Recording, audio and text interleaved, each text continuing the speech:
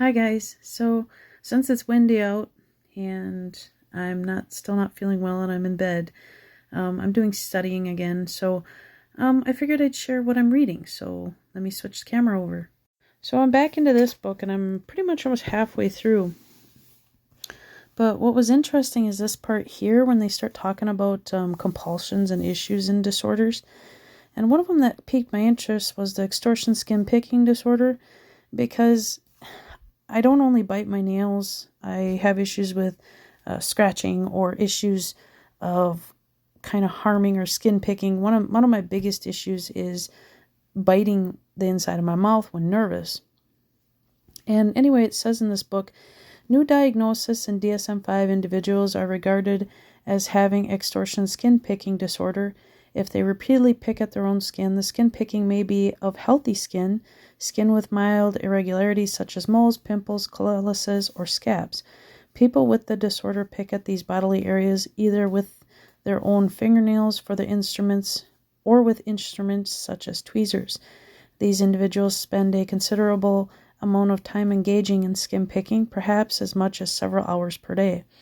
So I'm kind of thankful that I'm not at that level. It seems like it's only when anxiety picks up or I disassociate in an alternative state will do this to cope. When they are not picking their skin, they think about picking it and try to resist skin picking with clothing or bandages, and they feel ashamed and embarrassed about their behavior.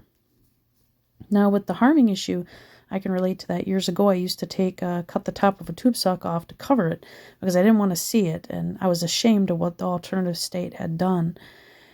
As this is a new diagnosis, that's a big word, epidemiological data are limited, but DSM-5 estimates the prevalence as being at least 1.4% of adults, 3/4 of whom are female.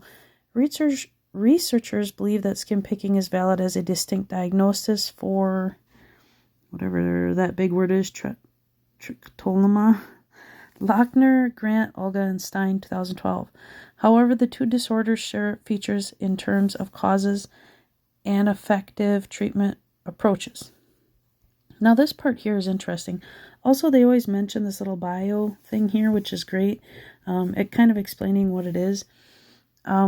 Here it talks about trauma and stress-related disorders.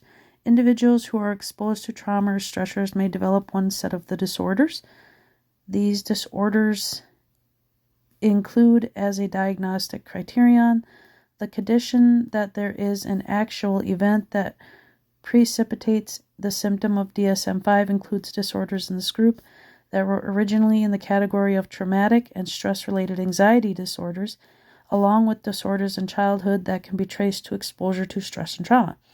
So what they're saying in this book here, the updated version DSM-5, is that basically some of this stuff can come with DID. It just depends on what your therapist or psychologist notices, if it's just like a light thing or if it is a constant thing that's causing interference in your life. The other thing I like is this chapter here, and they always have these little bios here too. Signs of RAD, inhibitable DAI, signs of indiscriminately social disinhibited reactive attachment disorder across time points by placement stats at 54 months. So reactive attachment disorder is kind of an important factor in DID as well. Children with reactive attachment disorder have severe disturbances in the way they relate to others. These children are emotionally withdrawn and inhibited and show little positive effect on an ability to control their emotions. When distressed, they do not seek comfort. The diagnosis of disinhibited social engagement disorder, sorry about that, I had a message, is used to apply to children who engage in culturally inappropriate, over-familiar behavior with people who are relative strangers. So I want to talk about this because my age regress states, the smaller they are, the very withdrawn they are.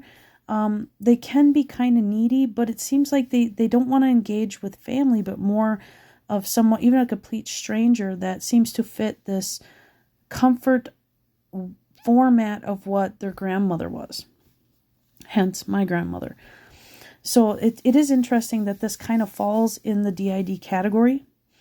These disorders are placed among the trauma and stress-related disorders because they are found in children who have experienced an abuse pattern of social neglect, repeated changes of primary caregivers, or rearing in institutions with high child-to-caregiver ratios.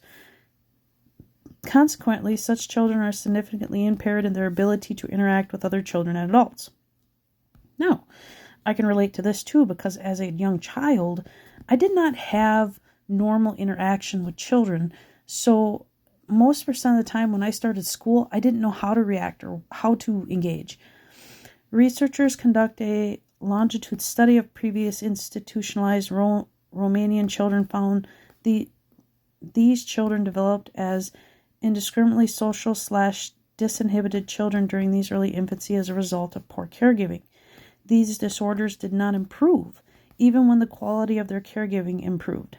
Figure 8.2, children with reactive attachment disorder have also received poor caregiving and are more likely to have insecure attachment styles as they grow older. Hence, something I want to bring up with the DID. It's like, okay, this makes sense.